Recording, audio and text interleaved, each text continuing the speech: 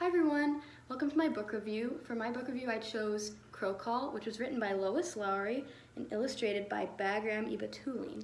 So Crow Call, as you can see by the title, focuses on this little girl who's named Liz and her adventures with her father as they go around town and eventually go to hunt for these crows and learn how to make crow calls. It is a winner of the Newbery Award, and there are 3 vocab words in this book that I want to focus on, which are timidly, hesitating, and enormous. So firstly, timidly means to do something in a shy way. Like you're a little nervous, so you're not going to do it full out right away. You're going to do it a little slowly, a little shyly. So that's what timidly means. Second vocab word is hesitating. So have you ever been in a situation where you're picking a toy from a toy chest and you got 2 really good options? You're not quite sure which one to pick, so you're kind of like stopping to make a decision? That's pretty much what hesitating is. Hesitating is when you're about to do something but you stop because you're trying to make a decision, whether that's trying to decide if you should say something or just be quiet or trying to pick a toy. It's kind of like that moment that you take to slow down. And the last vocab word is enormous. And enormous means really, really big. So try to keep an ear out for those words as we go through this book. All right. So Crow Call by Lois Lowry.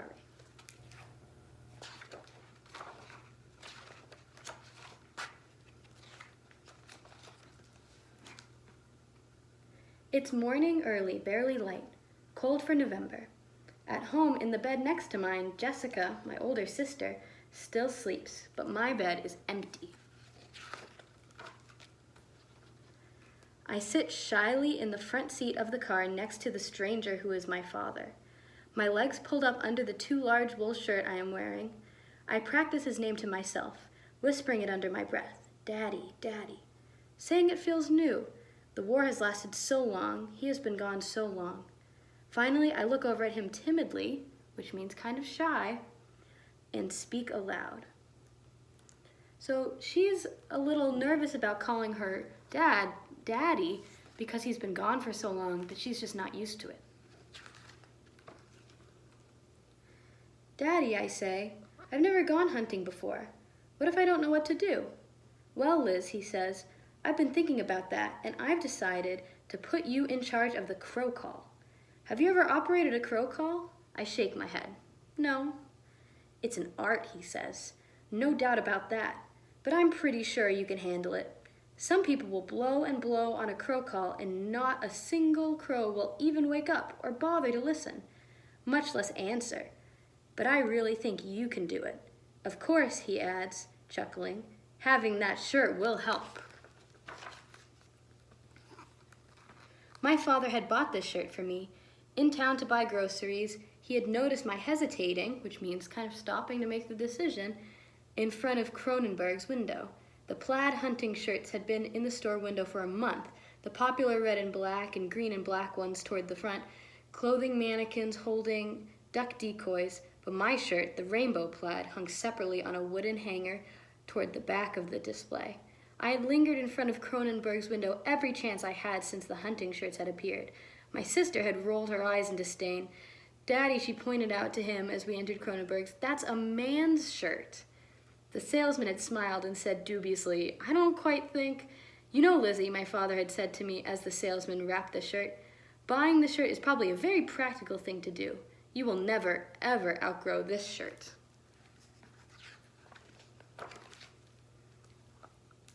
Now, as we go into a diner for breakfast, the shirt unfolds itself downward, and to the bottom of it reaches my knees. From the bulky thickness of rolled back cuffs, my hands are exposed. I feel totally surrounded by shirt. My father orders coffee for himself. The waitress asks, What about you, boy? What does he want? My father winks at me, and I hope that my pigtails will stay hidden inside the plaid wool collar. Holding my head very still, I look at the menu. At home, my usual breakfast is cereal with honey and milk. My mother keeps honey in a covered silver pitcher. There's no honey on the diner's menu. Why do you guys think that they thought she was a boy? You think maybe it's because she's wearing a big man's shirt? What's your favorite thing to eat in the whole world? Asked my father. I smiled at him. Cherry pie, I admit. If he hadn't been away for so long, he would have known. My mother had even put birthday candles on a cherry pie on my last birthday. It was a family joke in a family that hadn't included Daddy. My father hands back both menus to the waitress. 3 pieces of cherry pie, he tells her. 3? She looks at him sleepily, not writing the order down. You mean 2? No, he said, I mean 3. 1 for me with black coffee, and 2 for my hunting companion with a large glass of milk. She shrugs. We eat quickly, watching the sunrise across the Pennsylvania farmlands. Back in the car, I flip my pigtails out from under my shirt collar and giggle. Hey, boy, my father says to me in an imitation of the groggy waitress's voice. You sure you can eat all that cherry pie, boy? Just you watch me, lady, I answer in a deep voice, pulling my face into stern, serious lines. We laugh again, driving out into the gray-green hills of the early morning. It's not far to the place he has chosen, not long until he pulls the car to the side of the empty road and stops. Grass, frozen after its summer softness, crunches under our feet. The air is sharp and supremely clear, free from the floating pollens of summer, and our words seem etched and breakable on the brittle stillness. I feel the smooth wool of the crow call in my pocket. Moving my fingers against it for warmth, memorizing its ridges and shape, I stamp my feet hard against the ground, now and then as my father does. I want to scamper ahead of him like a puppy, kicking the dead leaves and reaching the unknown places first. But there is an uneasy feeling along the edge of my back at the thought of walking in front of someone who is a hunter. The word makes me uneasy. Carefully, I stay by his side. Why do you think Liz is uneasy about the word hunter? Because obviously her dad is a very good dad, and he's going to protect her. Do you guys ever feel uneasy about things? It is quieter than summer. There are no animal sounds, no bird-waking noises. Even the occasional leaf that falls within our vision does so in silence, spiraling slowly down to blend in with the others. But most leaves are already gone from the trees. Those that remain catch there by accident, waiting for the wind that will free them. Our breath is steam. Daddy, I ask shyly, were you scared in the war? He looks ahead up the hill, and after a moment he says, yes, I was scared. Of what?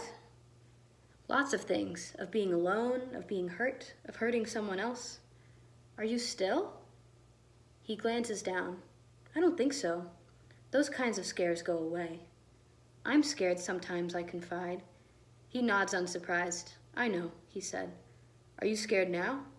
I start to say no, then I remember the word that scares me, hunter. I answer, maybe a little. I look at his gun, his polished waxed prize, and then at him. He nods, not saying anything. We walk on. Daddy? He is watching the sky, the trees.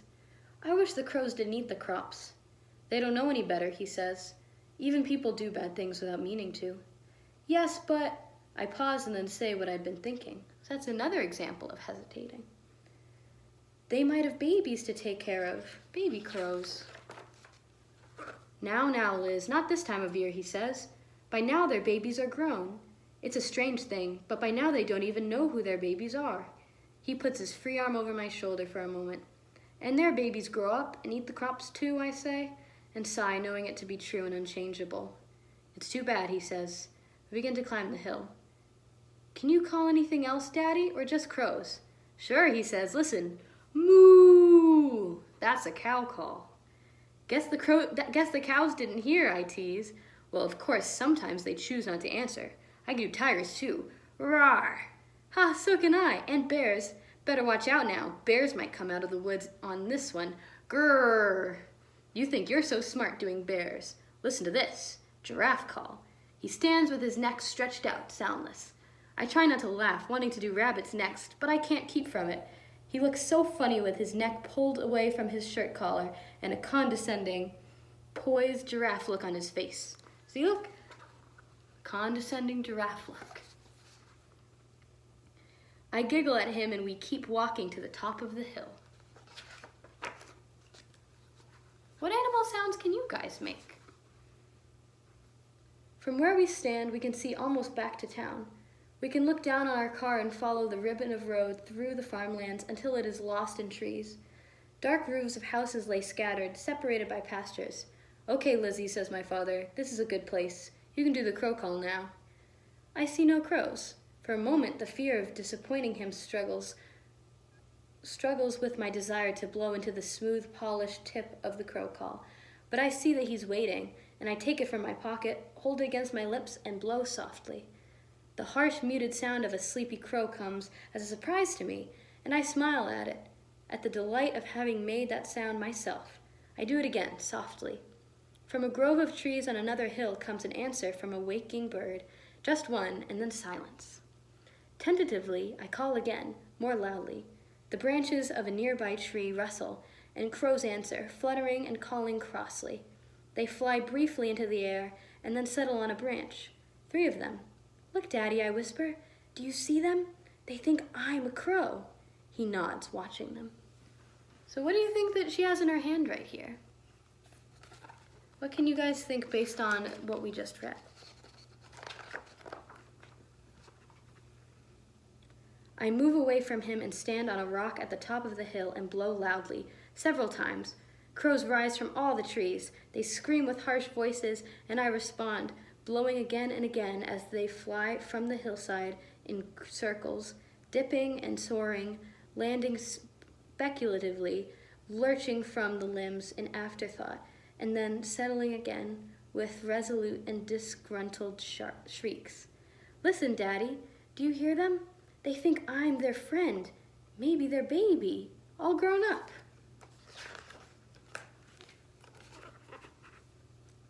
I run about the top of the hill and then down, through the frozen grass, blowing the crow call over and over. The crows call back at me, and from all the trees they rise, from all the hills. They circle and circle, and the morning is filled with the patterns of calling crows as I look back, still running. I can see my father sitting on a rock, and I can see he is smiling. My crow calling comes in shorter and shorter spurts as I become breathless. Finally, I stop and stand laughing at the foot of the hill, and the noise from the crows subsides as they circle and settle back in the trees. They are waiting for me. My father comes down the hill to meet me coming up. He carries his gun carefully, and though I am grateful to him for not using it, I feel that there is no need to say thank you. Daddy knows this already. The crows will always be there, and they will always eat the crops. And some other morning, on some other hill, a hunter, maybe not my daddy, will take aim. I blow the crow call once more to say good morning and goodbye, and everything that goes in between. Then I put it into the pocket of my shirt and reach over, out of my enormous cuff, which means really, really big, because her shirt is so big for her that the sleeves are enormous, and take my father's hand. That's the end. This book is actually, it says, about Lois Lowry's own life, and here's a picture of her in the same rainbow shirt that she describes in the book. So that's a fun little way to end. I hope you all enjoyed. Thank you so much.